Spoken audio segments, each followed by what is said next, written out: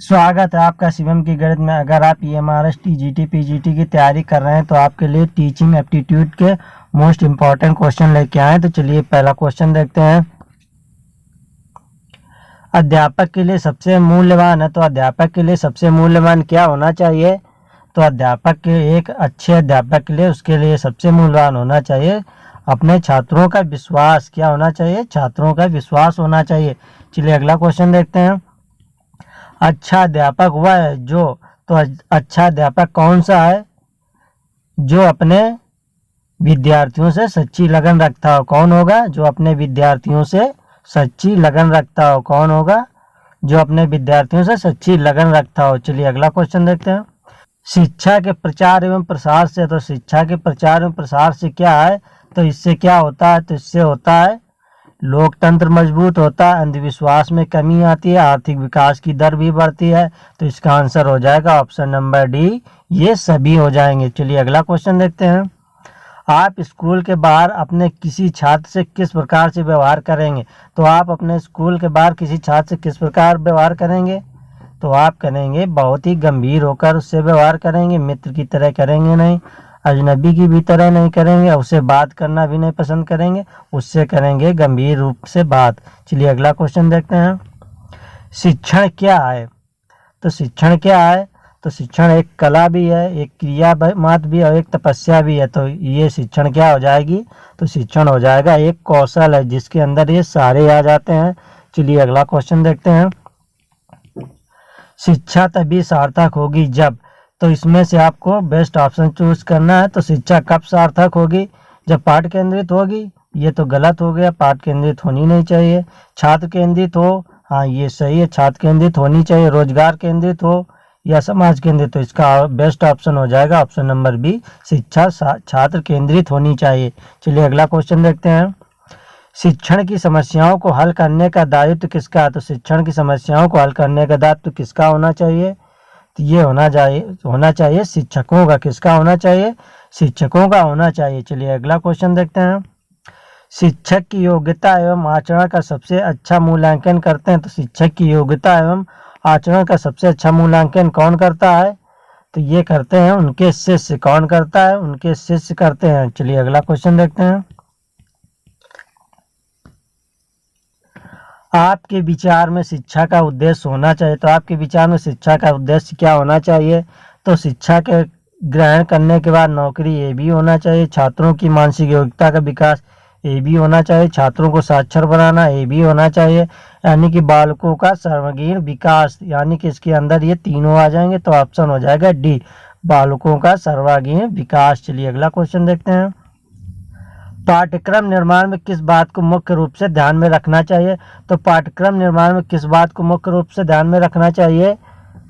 तो शिक्षा के उद्देश्य को भी होना चाहिए, छात्रों की आवश्यकताओं एवं रुचियों का योग्यताओं को भी होना चाहिए। तो इसका आंसर हो जाएगा डी, ए और बी दोनों होने चाहिए। कौन होगा? ऑप्शन ए और बी दोनों होने चाहिए। चलिए अगला क्वेश्चन देखते हैं। एक प्रधानाचार्य को होना चाहिए। तो एक प्रधानाचार्य को किस प्रकार का होना चाहिए?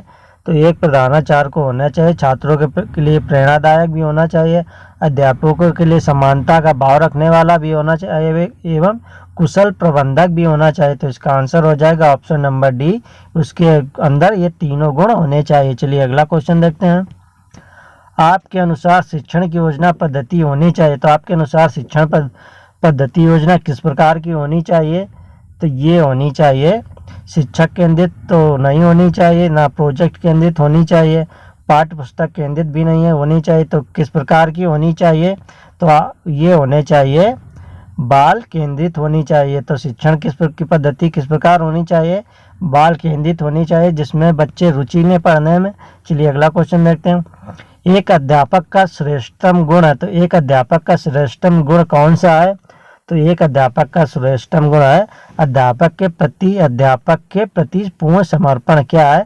अध्यापक के प्रति पूर्ण समर्पण। चलिए अगला क्वेश्चन देखते हैं। अध्यापक मुख्य रूप से किसके प्रति जवाबदेह होता है? तो अध्यापक मुख्य रूप से किसके प्रति जवाबदेह होता है? तो ये होता है समाज तथा छात्रों के प्रति। किसके रूप प्रति? समाज तथा छात्रों के प्रति। चलिए अगला क्वेश्चन देखते हैं। ग्रामीण अंचलों में बच्चों को स्कूल से भागने तथा पढ़ाई छोड़ने का कारण है।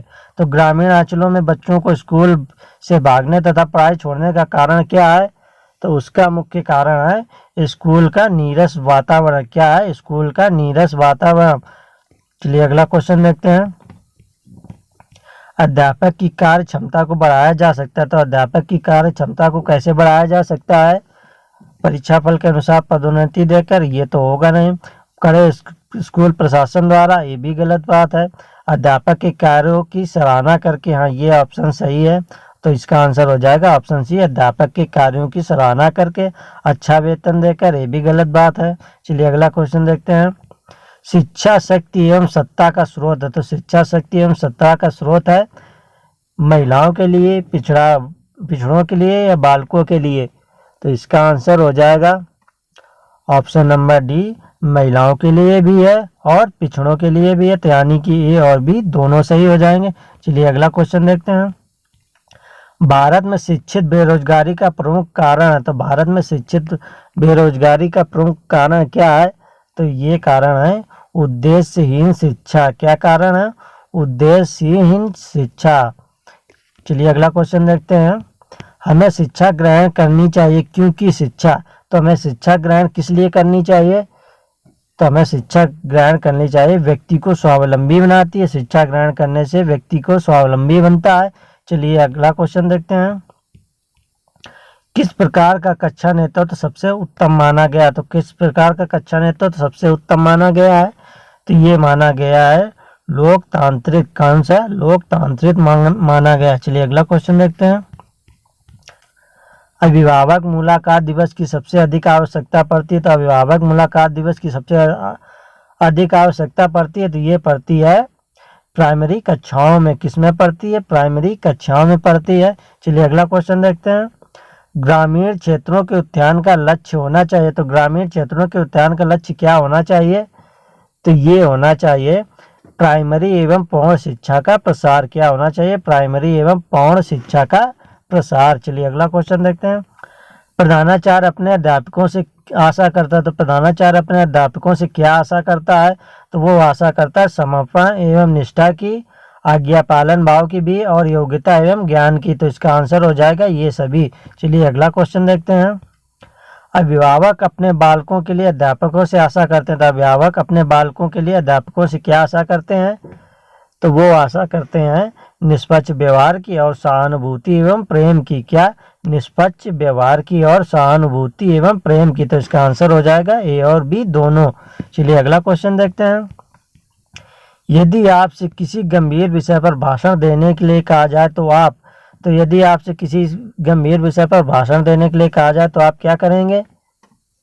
तो आप सहर्ष तैयार हो जाएंगे। क्या करेंगे? आप सहर्ष तैयार हो जाएंगे।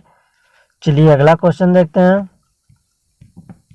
आज के वैज्ञानिक युग में छात्रों को आध्यात्मिकता का ज्ञान देना चाहिए कि नहीं देना चाहिए? तो इसका हो जाएगा आवश्यक है। चलिए अगला क्वेश्चन देखते हैं। विद्यालय के सभी कार्यक्रमों में भाग लेना चाहिए, क्योंकि इससे सीखने के अवसर मिलते हैं। ये सही है। व्यक्तित्व का विकास होता है, ये भी सही है। आत्मविश्वास के विकास में सहायता मिलती है, तो ये भी सही है। तो इसका आंसर हो जाएगा ऑप्शन नंबर डी। चलिए अगला क्वेश्चन देखते हैं। किसी भी विषय वस्तु को छात्रों को सरलता से सिखाने के लिए अध्यापक का सर्वप्रथम गुण होना चाहिए। तो किसी भी विषय को छात्रों को सरलता से सिखाने के लिए अध्यापक का सर्वप्रथम गुण क्या होना चाहिए? तो ये गुण होना चाहिए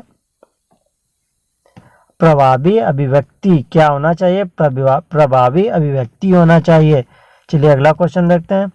विद्यालय में खेलों के आयोजन का उद्देश्य होता है। तो विद्यालय में खेलों के आयोजन का उद्देश्य क्या होता है?